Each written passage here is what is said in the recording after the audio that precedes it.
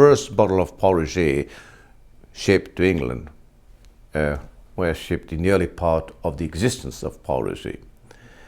And it's where we had a counterpart importing and distributing our wines, and how Paul Roger became famous and known, especially later part of the 19th century.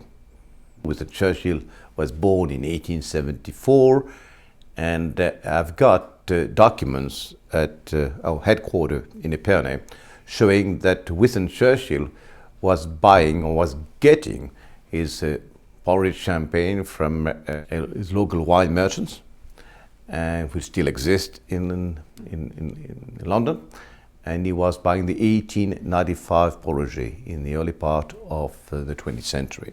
He had a passion for champagne. He has been enjoying different vintages, and during the Second World War he was always having a bottle of Paul Roger 1928 on the side table of his bunker, and he could just have a taste of it whenever it was necessary.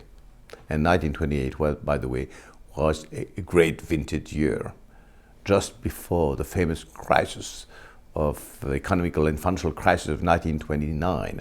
And the ambassador of France at that time was Paul Claudel, who was a writer.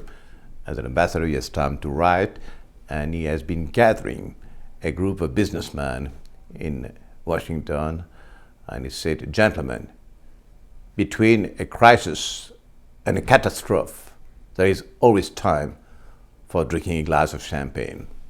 So appropriate. Churchill used to say, "In victory I deserve it, in defeat I barely need it."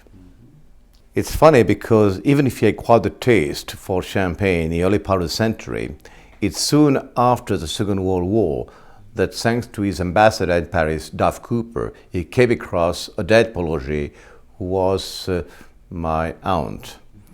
And he was captivated by style and elegance, and it has been the starting point of a great friendship that ended up in 1965 when he passed away.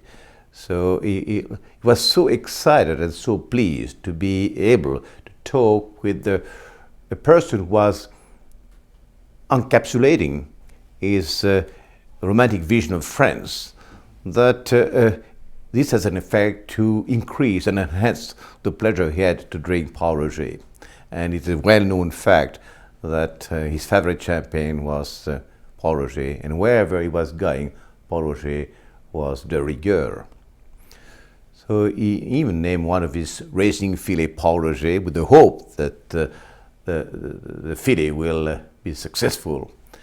He described the private address of Madame Paul Roger in Epernay, where she lived, 44 Avenue de Champagne, the world's most drinkable address, which I feel is a very strong statement for a man like him, but typical of Winston Churchill.